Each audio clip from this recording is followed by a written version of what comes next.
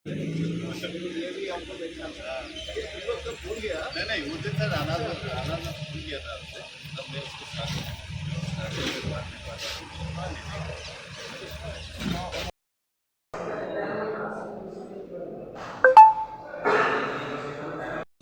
তুমি এটা সপোন দেখিব লাগিব। এক নম্বৰ সপোন, সেই সপোনটো নিশা টোপনিত দেখা সপোন নহয়, সদায় মনত থাকিবা। মই সেই সপোনটোৰ কথাহে কৈছোঁ, যিটো সপোন তুমি অনবৰতে চকু মেলি দেখা, চকু মুদি নহয়, চকু মেলি। দুই, সেই সপোনটো দেখাৰ আন এটা নিৰ্দিষ্ট সময় আছে। ২ নম্বৰ সময়। কোনটো সময়? এইটো সময়, এই যে মেট্ৰিক আৰু হায়াৰ ছেকেণ্ডেৰী পাছ কৰিছা, এই সময়খিনি হৈ গ'ল। 10 বছৰ 16 বছৰ মা আৰু দেউতাৰ লগত, বা 18 বছৰ মা পাপাৰ লগত থাকিলা, বছ। এতিয়া আৰু তুমি হয় হোষ্টেলত থাকিবা, মেছত থাকিবা, নহয় এতিয়াও মা দেউতাৰ লগত থাকিবা। এই যে এটা নিৰ্দিষ্ট বয়স পালাহি, 16 অথবা 18, হাইস্কুল শিক্ষান্ত পৰীক্ষা যিসকলে উত্তীৰ্ণ হৈছে অতি কমেও 16, আৰু যিসকলে হায়াৰ ছেকেণ্ডেৰী উত্তীৰ্ণ হৈছে অতি কমেও 18। এইটোৱেই এটা নিৰ্দিষ্ট সময়, আৰু এই সময়টোৰ পৰাই তুমি গন্তি কৰি নিজৰ প্ৰতিটো দিন, প্ৰতিটো মাহ, প্ৰতিটো বছৰ যিসকলে লৈ যাব পাৰিবা, তুমি মনত ৰাখিবা যে আগন্তুক তোমাৰ 70 বা 75টা বছৰ তোমাৰ খুব সুখ আৰু আনন্দৰ হ'ব, যদি তুমি এই সময়খিনি মাত্ৰ 5টা বছৰ, মাত্ৰ 5টা বা 7টা বছৰ, এই মেট্ৰিক পাছ কৰাৰ পৰা 7টা বছৰ বা হায়াৰ ছেকেণ্ডেৰী পাছ কৰাৰ পৰা অতি বেছি 5টা বছৰ তুমি কষ্ট কৰা, শ্ৰম কৰা, নিজক উজাৰি দিয়া, আৰু তাৰপিছত তুমি চাবা মই কোৱা কথাটো সঁচা নে মিছা। আৰু যদি এই 5টা বছৰ বা এই 7টা বছৰ তুমি এই সময়খিনি তুমি উদযাপন কৰা, তুমি উপভোগ কৰা এতিয়াই, তেনেহ'লে তুমি নিঘাত জানিবা আগন্তুক তোমাৰ 70 বা 60টা বছৰ আনন্দ ফূৰ্তি নহ'ব, তিক্ত আৰু বিৰক্তদায়ক হ'ব। খাটাং। তুমি কোনটো কৰিবা এই সিদ্ধান্ত লোৱা। সময়। 3, এই যে সপোনটো দেখিলা, অমুক হ'ম, তমুক হ'ম, এই যে দৌৰিছা এই সপোনৰ পিছত, তোমাক আন এটা দৰকাৰ হয়, 3 নম্বৰ সেইটোৱে হৈছে সংকল্প। ভীষ্মৰ দৰে মনৰ মাজত তুমি প্ৰতিজ্ঞা কৰা যে মই হ'মেই, মই পাৰিমেই, মই কৰিমেই, মই জিনিম, মই জিকিম, বছ, একো নাই, আগবাঢ়া সেই সংকল্পৰে। 4, সেই সংকল্পক আগুৱাই নিবৰ কাৰণে তোমাক দৰকাৰ হয় আন এটা সেইটোৱে হৈছে সাহস। 20 খোজ আগুৱাই যদি তুমি 30 খোজ পিছুৱাই আহা, সেইটো সাহস নহয়।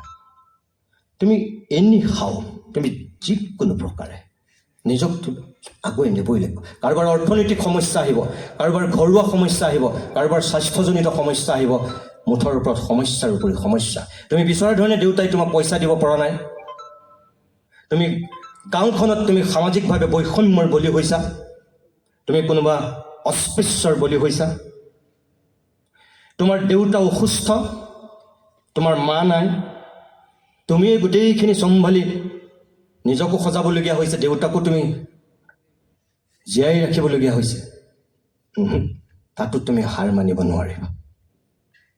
তোমাৰ সেই মনোবল, সেই সাহসটোত অটুট থাকিবই লাগিব।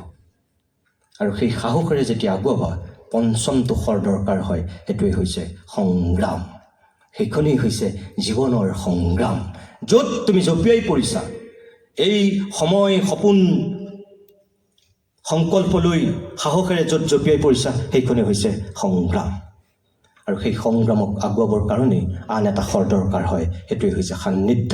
তোমাৰ সোঁফালে, তোমাৰ বাওঁফালে কোন বহি আছে শ্ৰেণীকোঠাত, এই 7 ঘণ্টা সময় কলেজ বা বিশ্ববিদ্যালয়ত থকাৰ সময়ত তুমি কাৰ লগত থাকিছা, কাৰ লগত আছা, মনত ৰাখিব লাগিব। তুমি যদি ভালৰ লগত আছা, তুমি 10টা কথা ভাল ধৰণে শিকি গৈ থাকিবা, আৰু যদি তুমি বেয়াৰ সান্নিধ্যত আছা, তুমি গম নোপোৱাকৈ বেয়া হৈ গৈ থাকিবা। সেই ভাটৌৰ চোৰে সাধুটোৰ দৰে, ভাল কথা শুনি সি সদায় ভাল কথা কয়, বেয়া মাত শুনে সি সদায় বেয়া কথা কয়। তুমি কাৰ লগত আছা? আপুনি নিজৰ সন্তানটোৰ ওপৰত সেই দৃষ্টিটো ৰাখিব লাগিব যে সি 7 ঘণ্টা সময়, 6 ঘণ্টা সময় কাৰ লগত আছে, সি ভালৰ সান্নিধ্যত আছে, তাই ভালৰ সান্নিধ্যত আছে, নে গম নোপোৱাকৈ এটা অসৎ ল'ৰাৰ কবলত পৰিছে বা এজনী বদমাছ দুষ্ট ছোৱালীৰ কবলত পৰিছে। আপুনি মনত ৰাখিব, চোকা মেধা মানেই সি প্ৰকৃততে ভাল নহ'বও পাৰে। চোকা মেধা আৰু ভালৰ মাজত পাৰ্থক্য আছে। এটা ভাল ল'ৰা চোকা হ'ব পাৰে, এজনী ভাল ছোৱালী সমানে মেধা হ'ব পাৰে, কিন্তু এটা চোকা ল'ৰা কেতিয়াও ভাল নহ'বও পাৰে। সি মস্ত অসৎ হ'ব পাৰে, মেধাৱী ছাত্ৰীজনী মস্ত অসৎ চৰিত্ৰৰ বদমাছৰ শিৰোমণি হ'ব পাৰে। আপুনি মনত ৰাখিব, চোকা হ'ল বুলি কাৰোবাৰ লগত আপুনি এৰি দিব বন্ধুত্ব কৰিবলৈ হ'ব নোৱাৰে। তাৰ চৰিত্ৰ, তাই স্বভাৱ সকলোবিলাক আপুনি নজৰত ৰাখিব লাগিব। এই সান্নিধ্য মষ্ট ইম্পৰ্টেণ্ট। মই এজনী ছোৱালীৰ উদাহৰণ দিম আপোনালোকক, যিজনী ছোৱালী আধবাটতে নিঃশেষ হৈ গ'ল অকল এই সান্নিধ্যৰ কাৰণে। কোন জানে? হায়াৰ ছেকেণ্ডেৰীত অসমৰ ভিতৰত টপাৰ হৈছিল, অসমৰ ভিতৰত। তাইৰ নাম আছিল শ্বেতা আগৰৱাল। বাতৰি কাকত, টেলিভিশ্যনত শিৰোনাম দখল কৰিছিল। মনত পেলাওক কি কাৰণত? যিজনী শ্বেতাই জীৱনত যাক আটাইতকৈ ভাল বন্ধু বুলি ভাবিছিল, অকল বন্ধু বুলি ভবাই নহয়, ভৱিষ্যতলৈ যাৰ লগত একেটা বেডৰুমত, একেটা ড্ৰয়িং ৰুমত, একেখন ডাইনিঙত আহাৰ খোৱাৰ সপোন দেখিছিল, ভাল বন্ধু বুলি ভাবি নিজকে সৰ্বস্ব উজাৰি দিছিল, তেওঁ বাথৰুমত তাই অৰ্ধগলিত মৃতদেহ ওলাইছে।